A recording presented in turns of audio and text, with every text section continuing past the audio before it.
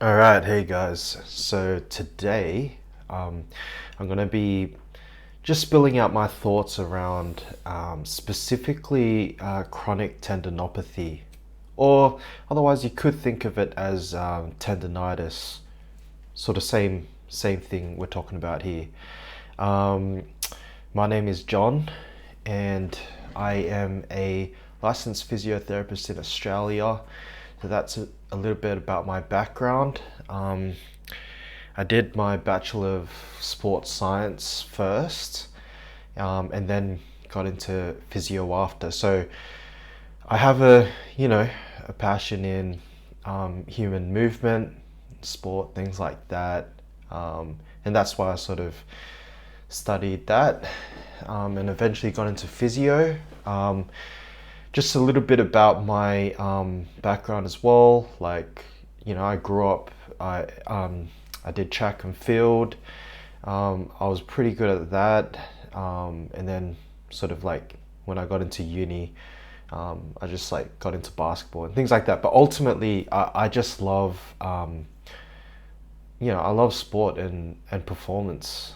I'm not quite so peak performance at this stage of my life, but I'd say I kind of know what I'm talking about um, when it comes to exercise physiology, and obviously I've been a physiotherapist for a while now. So yeah, look, enough of that. All of that. I just want to preface with all of that because you might be thinking, who is this guy to say anything? Look, I'm just a guy just in front of a camera, but I do have some credentials and I think I know what I'm talking about. Okay, so I've got some weight behind what I say. Um, okay, getting into chronic injuries, more specifically around tendinopathy. So, I think this is a good one because, like, I'm actually in my mid 30s and I've battled my fair share of tendinopathy. And I'm sure some of you watching would have as well. It's something that creeps up on you, as you get older and just with more training history. So, tendinopathy, what is it? You could consider it like a repetitive strain injury, but I tend to I tend to steer away from that definition. I'll go into the nuances, obviously, but yeah, tendinopathy, it's considered degeneration in your joints. So, say, for example, like golfer's elbow, it's just repetitive, degenerative sort of damage happening in the forearm tendons, right? Tennis elbow, same thing, repetitive strain in the um, extensor forearm muscles. Okay, so yeah, tennis players, they'll be constantly using that muscle, and then you'll start feeling that pain right in the joint where the tendons attach. Okay, to the bone. So look, I also want to say I'm not the most eloquent of speakers in physio either. Like, you're talking to a guy who, like, I freaking failed like many of my physio placements and subjects or whatever the fuck. I was a, what do you call it? The F grade student or whatever, like bottom of the class. I don't give a shit. Like, um, it is what it is. I don't attach my ego to like all of that. So anyway, look, that's beside the point. So yeah, back to tendinopathy. So the reason why they're calling it tendinopathies, as opposed to like tendonitis, is because tendonitis is like sort of rather the same thing, but it was thought that there was inflammation more in the joint. But then the research is sort of showing that it's not really a case of inflammation, because inflammation is more like something that happens with acute injuries. Whereas like because tendinopathy is more like chronic, it's just lingering over a long period of time. They're moving away from that definition of it being tendonitis, right? And just more degenerative sort of things happening in that joint. Now, sorry, I should have probably said this earlier, but yeah, tendinopathies are chronic. Okay, so we're looking at 3 months plus of symptoms happening. So that's how you can classify what chronic is if your symptoms are happening over 3 months. Because acute injuries, on the other hand, things like if you fractured a bone, if you tore your ACL, those are what you call your acute injuries, right? They should heal after, like, up to 3 months. Like if it's lingering, like all of acute injuries should be healed by 3 months. Okay, if you're experiencing symptoms longer than that, that's when it becomes chronic. Yeah, so you might be, an avid gym goer, you're lifting weights, right? And then you might be feeling that pain, not in the muscle belly, right? But like right in the joint there. See this bicep tendon right here? Okay, you might be doing heaps of curls and then you're just getting this pain right there in the joint, okay? You just start feeling that pain once you're in the middle of training, okay? When you're training, and then, it's something that flares with use of the muscles, right? So, yeah, so look, I've battled my fair share of chronic injuries. So I know this is not tendinopathy per se, but I've had plantar fasciitis back during COVID. That lingered for about a year and a half to almost 2 years. It just came out of nowhere. I've had biceps tendinopathy. Weirdly enough, I got that from like just shooting hoops. Like when I just shoot heaps of hoops, it started flaring up. But also I did heaps of bicep curls in the gym, so I'd get that. And then as I graduated and became a physio, and I did a lot of like massages with my thumb and my fingers, I noticed that I was starting to get golfer's elbow and even developing some tennis elbow, especially with like, I was doing a lot of kettlebells as well, so I was getting that tennis elbow. So, if you're not a physio, you might be thinking, oh, how the hell do you get injuries? You're a physio. Well, I don't know what to say to that. That's just not how it works. Like, I'm just human like the rest of us, you know what I mean? Yes, can I take accountability for the fact that I probably could have trained more intelligently? Yes, but I'm gonna go on so many tangents in this chat, by the way. So just be prepared. But physio didn't teach everything at school. Like, do you want me to break down real quick like what the curriculum was for physio? We just learned anatomy, okay?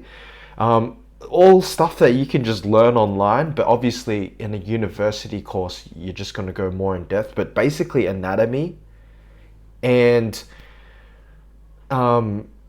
really glossed over like physio treatments. I'm telling you now, like I went to University of Sydney, which is like considered the prestige uni of Australia, but it's funny because in my whole physio course, guess how much we spent on massage? Just guess. We spent 30 minutes in one tutorial on massage. And it was like, they just taught us like tapatoa and then some like effleurage or some shit like that. Like, that's all that was covered. And it's crazy because like, if you go to a private practice clinic, like you'd be massaging almost every day, almost every client or patient. So then we just go over like research studies, and that was it. And then so you just have the tools, and then you just go out there and just kind of, if you look at private practice and all that, it's just guys who made up their own shit. Like, I'm not saying they made it up, but they used their clinical reasoning just off of, what we know about the human body, basically. So now I'm gonna go on some massive tangents now because it's just got me there. But on the topic of the genesis of physio, apparently it was just physiotherapy was originally just like a doctor's aid in the hospital to put some heat packs on clients. I just I think it's important to bring this up because I want you guys to kind of like think critically about things, okay? So if you walk into a private practice clinic, right, and they put a heat pack on you or do whatever, like, just know, like, physio is a business at the end of the day. Just think about it. Like, I know, I know that people love, we just love living within our system, don't we? And not really challenging or thinking about anything. But just take a moment to think, like, physio is a business, okay? So I'm gonna get more into that, but like, I just don't think that, massage and dry needling, I don't think those things are really the answers to tendonitis or tendinopathy. Like, but anyhow, I know I'm going on heaps of tangents here, but we'll get more into all of that and why I think it doesn't. But yeah, so with chronic injuries, right? Like, what's the solution to chronic injuries? I think it's just time. I think time heal all wounds. Chronic injuries, yeah, so this is the explanation that I think is important about chronic injuries. Once you're starting to get symptoms, as I was saying, chronic is more lingering, symptoms lingering over 3 months. I personally don't think you're getting those symptoms due to structural tissue damage in the site when it becomes chronic. I think it's what's happening in the brain on a neural level. Something's happening in those brain processing pathways. The reason why I argue that is, well, what people argue with me is that if you look at the scans, you'll see degeneration in the joints, okay, or the injured site. Well, my argument is, if you look at the scans of the healthy population who have no injuries, okay, say for example lower back, you'll see degeneration in the spine. You'll see all types of things, even though they're healthy and they don't have like lower back pain or issues. Like, scans are deceiving, and if you're a physio, you should know that, especially if you've like if you're more of a new school physio. Like, the evidence and research shows that, and so that's a big reason why I don't believe necessarily that when you're having tendonitis, there's degeneration in the joints. Well, you could say there is, but I don't think the pain is coming from a physical standpoint. I think it's more from a neural. My other argument is, like, you get guys who like play golf or lift weights, like, so you're telling me that like there's degeneration in that in your joint. Like, yeah, sure, repetitive strain can cause that, but like for people who like play basketball and lift weights, like, they do that lifelong. The human body is like super resilient. I would argue that at that point there's changes in the brain processing pathways, and then that's when you get like the multifactorial reasons behind the pain. Something that we covered in university was the biopsychosocial model. So we're considering like all aspects of why someone could have pain coming from their social life, their stress, these things play a role in your pain, not just like the sort of physical damage side of things to the tissues. So I know a lot of people, and even including myself, like, I had a mate who went through a really bad divorce, and he started getting golfer's elbow. Like, he's a really strong dude, and he'd just like grab grocery bags and it would just flare up. Like, how can you explain that? Like, oh, is that because he's been, you know, lifting too much all of a sudden? Like, I don't think so.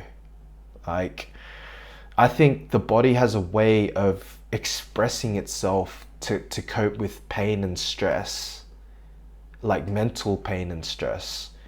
And sometimes it expresses itself through joint pain, through tendonopathy, right?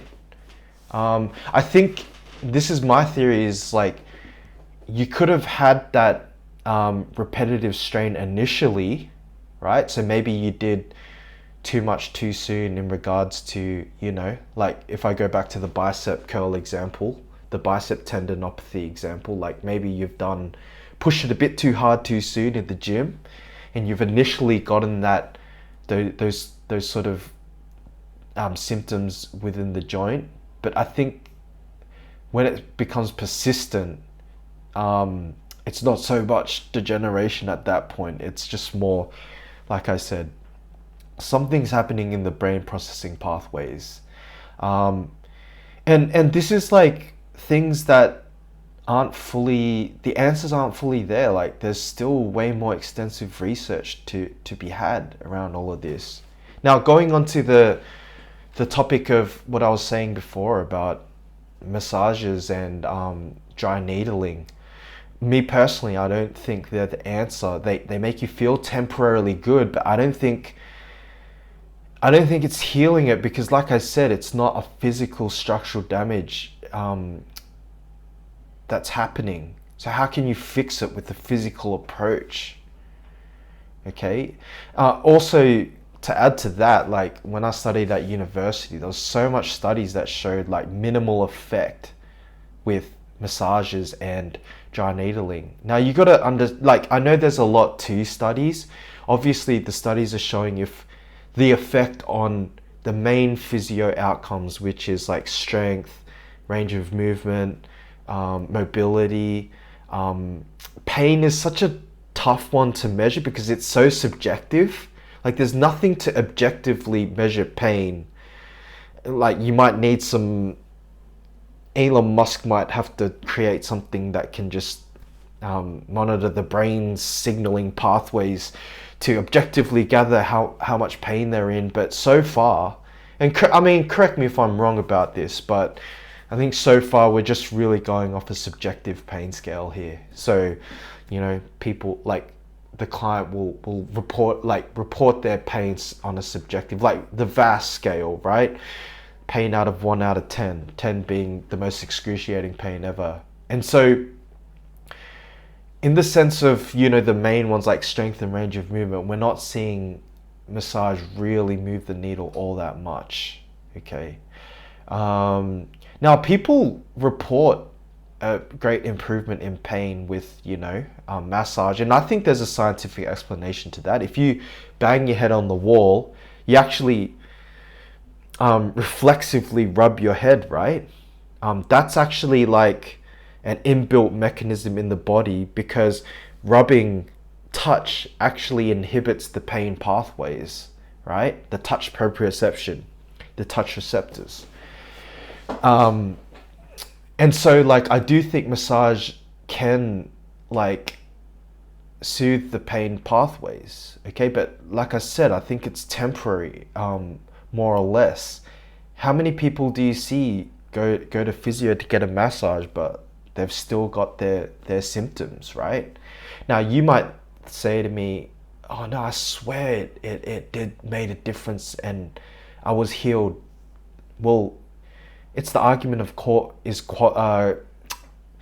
between causation and correlation, because what we know is that time definitely heals wounds without treatment. It does.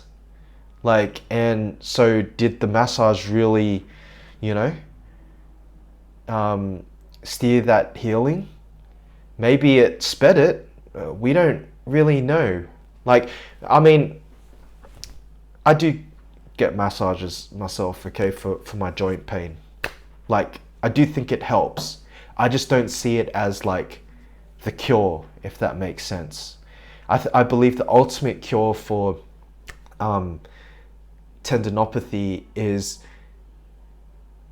you just got to give it time, and it'll just disappear, and you just keep training on. Now, when you're training through your injuries, I do think you got to do it within reason. Like, a lot of physios might say just use a 3 out of 10 pain max, but a little bit of pain is good, because the science does show loading is good for the tissues, okay, when you're recovering. There's studies that show that heavy resistance exercise, repetitions between like 3 to 5 are really nice. There's research that shows that isometrics in the initial phases of healing are also good as well. I didn't go too deep into that stuff. Like, I've tried it myself, the isometrics. I think there's an argument to be had that they're good, because you're loading the tissue without putting it through its range of movement that can potentially aggravate the tendon. But I personally think, like, I don't read too much into the isometrics, but I do think that heavy resistance exercises, 3 to 5 reps, that helps. Like, I have felt my joint pain get better through that. This is, and what I'm about to say next is very anecdotal, but increasing my protein, like meat, red meats, chicken, I found that sort of, I felt my joints felt better as well. There was this like period a couple years ago where carnivore diet was really popular, and I tried it out, and actually my joint pain did feel a lot better for some reason. So I'm not doing carnivore anymore, but I do think increased protein, because like, if you think about it from a theoretical standpoint, like collagen is really good for tendons. So you'll be getting that through meat. Do I think those floss band things work? What do you call it? Knees over toes guy. Look, I don't think they move the needle all that much. I personally don't think they really help. If it helps you, you feel great doing it, why not do it? I'm not one of these guys who are like, it doesn't work, so don't do it. Like, I mean, the same goes with the massage and dry needling. If you feel great from it, then do it. But like, I think about it from a price proposition as well. Like, if you want to go off and pay $90 for dry needling, I wouldn't personally, but if you feel the benefits from it, like, go ahead. I think, do what makes you feel great. I think if you could argue, you could like reason from it from a psychological standpoint too, because like I said, tendinopathies from a neural level, it's a nervous system issue at that point, central nervous system. If you can tap more into your your parasympathetic, your rest and digest, maybe that is helping you to like soothe your pain signals and sort of induce that recovery. So I do some self massages as well. Sometimes I'll go see a massage therapist. And I think that like that will help with the blood flow.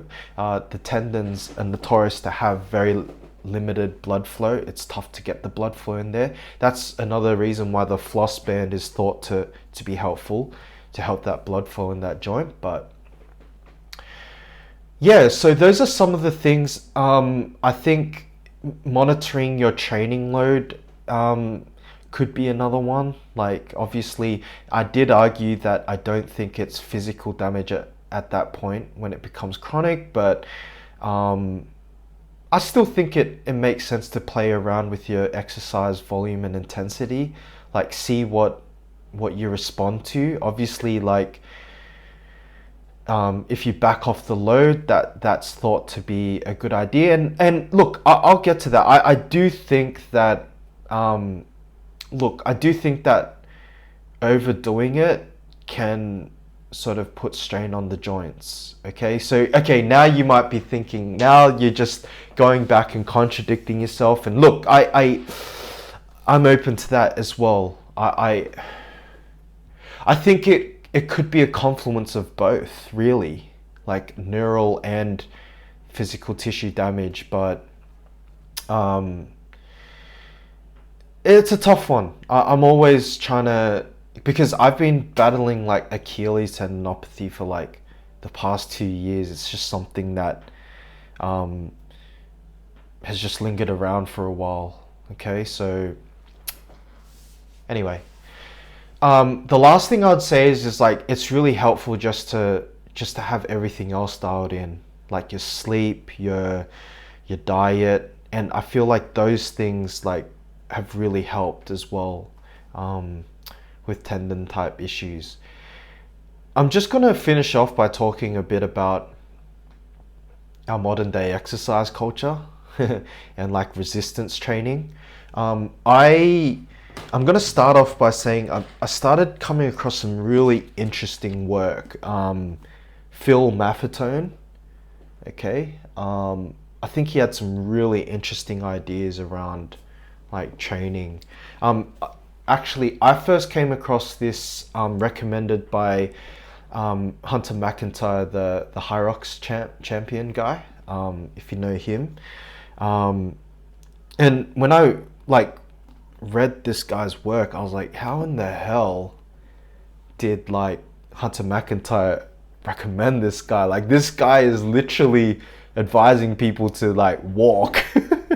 Like he's if you want to think of like David Goggins, right? Like David Goggins, everything he preaches, like go hard, grind, like this is the total opposite. But like once I read into his theories and his like reasoning behind his training methods, it just makes so much sense, especially for people who haven't developed an aerobic base. It makes so much sense, and as I've applied it to myself, my aerobic fitness has shot through the roof. And so where Phil Maffetone would also be really controversial is when it comes to like resistance training. And he pretty much says it, look, there's nuance here, but if you want to build your aerobic base, like you really shouldn't be doing all that much resistance exercise. And look, he's a lot more eloquent in how he describes all of that in his book. He's not anti-lifting weights, but I think there is like an overtraining culture that we live in. And like, I mean, I grew up, you know, during the whole Ziz era and like bodybuilding influencer era on YouTube, things like that. And, you know, are they wrong? I guess not, because I guess their ultimate goal and message was like maximizing your hypertrophy and your looks without a care for health or injuries, right? But the thing is like, I guess I'm subjective and biased because I'm at an age now in my mid-30s where I care more about health and longevity. And if you look at people who live in the blue zones, you know, you'll find that they don't really lift that heavy. Like they just do a lot of walking, you know, they do light lifting, like gardening, things like that. And they're shown to be really healthy. So I don't know, if you're someone who's thinking about health and longevity, like you might read Maffetone's work and sort of start questioning like things like high rocks and marathons and things. And not saying that like marathons and high rocks are unhealthy, but I'm just like, for the person who is just kind of like hasn't built that aerobic base, the better way is just to build that up first, like gradually. And obviously when you're maximizing your performance, you're going to be teetering the line of injury, and that's how it is with the human body. So just know that. And I guess for me, when I've realized I just want to train for health and longevity, I realized I don't need to be like pushing myself nowhere near what I thought I should be doing. You know what I mean? Especially when it comes to like in the gym, weightlifting. I've actually backed off quite a bit. I just do a lot of kettlebell, and like I just bought like a 20 kilo sandbag, and I find that I feel great just off of doing those things. I still have a gym membership and lift heavy here or there, but like who's to say that you should be doing 3 sets of, you know, 5x5s or whatever. You know, I just sprinkle in doses and I feel great. And if we're talking about in the context of joint injuries, like you have your whole life ahead of you. If you're battling through joint pain and all of that, like no need, I don't think there's a need to be like grinding yourself into the ground. So just to recap everything, I do think that you know, when it comes to chronic tendinopathies, like for the most part, just kind of, I don't know if ignores the best word or apathy, but just something I didn't touch on in this video yet, which is actually really important, is if you freak out about it and focus on it too much, it actually makes it worse. If you're being hypervigilant, it actually turns up that volume dial, that hypervigilance, that you're ramping up your fight or flight system in your body. And this goes for any other chronic conditions, like you just end up making it worse. So, you know, just train through it, you know. Another great guy I'd recommend following is Adam Meekins. He's a physio. I'm a huge advocate of his work. He talks about training through tendinopathies. I think he's the real deal.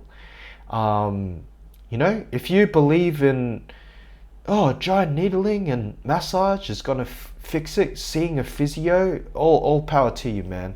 I had a mate, one of my mates, the guy that I was talking about who got divorced and had tendinopathy on his elbow. I was just telling him all my thoughts basically in this video, and he was like, oh, you know, it just must mean you're just not good enough with the way you dry needle. And because he was like, oh, I believe in dry needling and my physio must have done it right. And I'm like, all right, man. Like, you do you. Like, if that's how you want to think, great. Like, I'm just here to give my honest thoughts. You know, I understand that how tough it is for physios. I have so many physio friends who feel conflicted because they don't buy into all that manual therapy stuff, but they have to do it because like that sells. Like the stuff I'm telling you here don't sell in a private clinic, man. But like the thing is like I don't work in private practice anymore, so I just feel passionate just to like give out my thoughts. I'm not making any money off of this.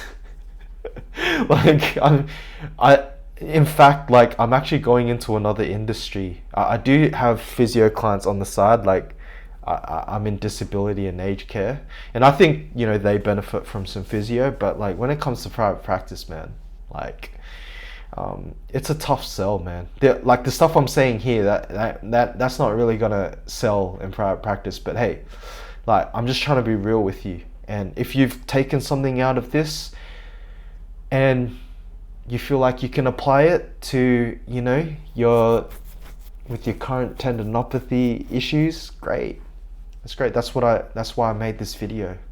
If you feel like it's a crock of shit, and I don't know what I'm talking about, that's all goods too. I don't really care. But anyway, I hope you got something out of that. Hope you enjoyed it, and I'll leave it there.